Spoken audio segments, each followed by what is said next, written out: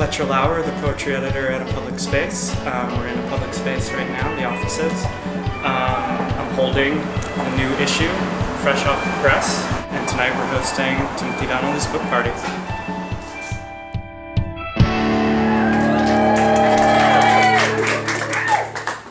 First I wanted to say thank you so much to Brett and to Bridget from A Public Space for letting me have my party here tonight, and thanks most of all to Lynn Melnick, my wife, for supporting me in many ways throughout the writing of all these poems. The book is dedicated to her for every good reason. You're welcome. All right. The Cloud Corporation. 1. The clouds part revealing a mythology of clouds assembled in light of earliest birds, an originary text over water, over time, and that without which the clouds part revealing an apology for clouds, implicit in the air where the clouds had been, recently witnessed rehearsing departure, a heartfelt phrase in the push of the airborne drops and crystals over water, over time. It's a poem that is so rooted in the sort of common store of poetry in terms of its rhythm and in terms of its tradition, but it's so 21st century. It's just in that way just insistent. Cleared of its personal effects, please and vanish. Not that they'd ever just come out and say it when all that darting around of the eyes, all that shaky camouflage of paper could only portend the beginning of the end of your tenure at this organization. And remember, a capacity to draw meaning out of such seeming accidents landed one here to begin with, didn't it? 2. The clouds part revealing an anatomy of clouds viewed from the midst of human speculation, a business project undertaken in a bid to acquire and retain control of the formation and movement of clouds.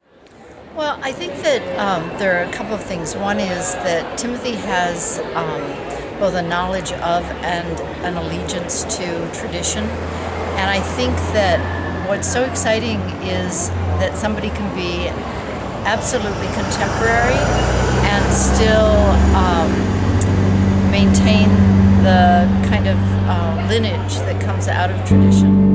As late afternoons I have witnessed the distant towers borrow luster from a bourbon sun, inbox empty, surround sound on, all my money made in lieu of conversation, where conversation indicates the presence of desire and the parties to embark on, exchange of spirit, hours forzando with heartfelt phrase made metaphor for it.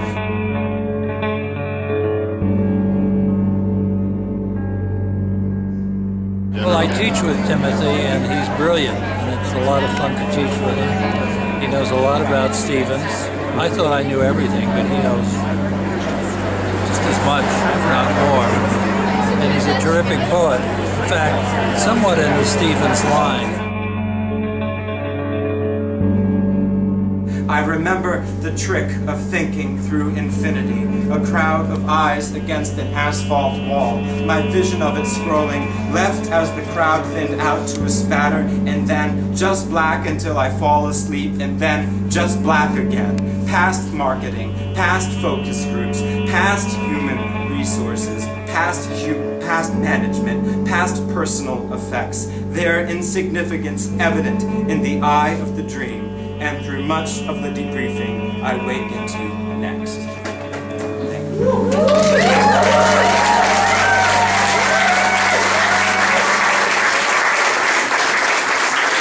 I love Timothy's work. I find it agitates me and gets me upset, and it's also very gentle and sort of, I feel like his speaker's standing right next to me, and I said to you in there when I'd read his first book, I was so excited about it.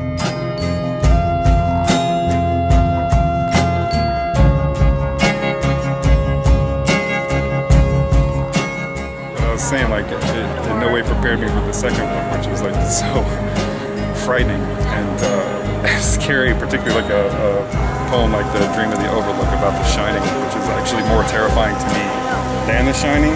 But it's so metaphysically sort of such a metaphysical freak out that I feel like I want to like hide the book away from myself and sort of put it in. If I had a little treasure chest, not a treasure chest, but like grandma's old, I don't even know, laundry sort of quilt hamper or something like that. To hide it down the bottom of the quilt so I'd never have to look at it again. Like it makes me not want to read it anymore. It's so good. It's like freaking me out. So.